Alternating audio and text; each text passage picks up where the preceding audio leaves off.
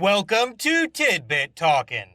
This is a series that consists of spewing out assorted thoughts which arose from somebody who thinks too much, taking in, and generally loving various entertainment media by the boatload. These tidbits may be little theories, observations, or simply jokes. Please bear in mind that all these ideas come from the perspective of somebody who's experienced every main story bit connected with whatever is currently being gone over. So spoilers will be here. However, other works set in a shared continuity will typically solely be referenced in a way that only makes sense to anybody who's also fully experienced those ones up until their same time occurring points. Sort of a coded nod kind of deal. Now, with all of that out of the way... Well, excuse me, princess. The Ringer. This incarnation of Link might actually be some kind of Hylian-shaped forest creature abomination created by the local Great Deku Tree equivalent, as opposed to a mere differently named human. Hence him preferring sleeping in mud over especially fancy beds. Ganon's relative suckiness at overworld teleportation may involve him relying on the Triforce of Power for souping himself up mystically. Dude can't really risk taking it out of his underworld lair after all, lest he fall prey to somewhat ironic plan backfiring hoopla. The wise magical triangle deal's main function in this universe seems to be dishing out sage advice. It being comboed together with that mighty one must grant omnipotence resembling whatever by setting up a situation where the dual wielder gets informed on impossibly efficient uses of that other part's more straightforward and clear spell set. Anyway, the Triforce of Courage, typically tied with Link, must not exist in this particular timeline. Instead, he has the Triforce of Horniness within him, which results in constant kiss demanding action and other G-rated code for something else associated whatnot. Cold spells.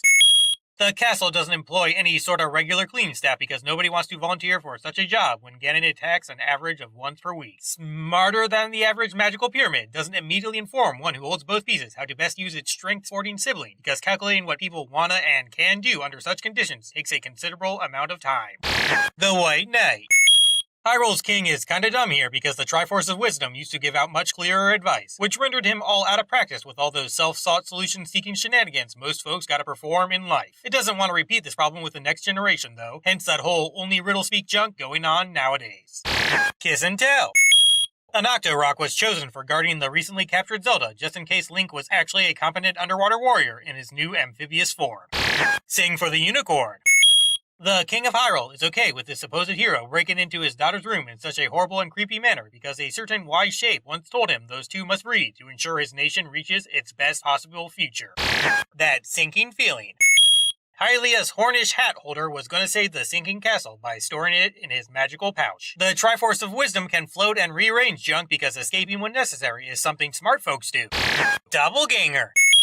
Link knows how to whistle SMB's iconic music because this universe's Zelda gets psychic visions about other worlds' adventures instead of her own one's upcoming calamities. Anywho, the generally not excusing anyone princess never considers this could be a trap because, at least according to her and what's-his-name's observation, there aren't any mirrors present in that whole underworld place. The Triforce of Wisdom must simply refuse to float in Dark Zelda's presence because such copies simply aren't strong enough for activating its nigh-unlimited magic. Underworld connections. Link is using his catchphrase somewhat excessively this episode because he's worried there's another copy princess about. Of course, the real deal would never grant his ever so humble and constantly spouted request. Ganon going away forever after the Triforce of Power is no longer in his clutches, must involve him relying upon it for his endless self-resurrection magic in this world. Stinging a stinger. Mr. Adventurer's pouch not being too full during this particular journey might have something to do with letting soldiers in training or whatever have a go at learning the wielding of his magical tools. Sorta related, King Pigface must not search and or confiscate said sorcery sporting storage sack, since opening one without the owner's permission results in an automatically activated intruder sucking in mystic mechanism or something. Hitch in the works. Doof doesn't do so well with magical creature generating because he never has any time to practice his advanced spell work when there's almost always Ganon Spark repair jobs that need taken care of. Anyway, dutiful diminished dude would want to advance from simply putting broken pieces back together how they were formerly to full-on making new junk because he's worried about a number of worst-case scenarios, which consist of needing total castle rebuilding malarkey after certain demon armies wound up extra successful. Fairies in the spring. The Triforce of Wisdom must be capable of freezing things because preserving junk forever is typically quite helpful for studying stuff. The missing link.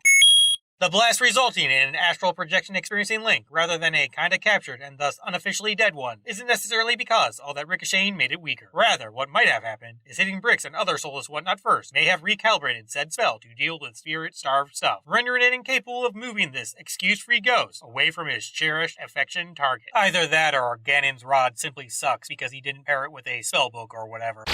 The Moblins are revolting. The recently emancipated Mook Squad doesn't freeze/revive boss monsters like Gleeok because they don't want to deal with orders from any particularly strong creature ever again. Dodongos get a pass because their famous dislike of smoke renders them quite vulnerable to those bombs this world's Stalfos love carrying around. Endings are a pain, but all of you are fantastic. See ya.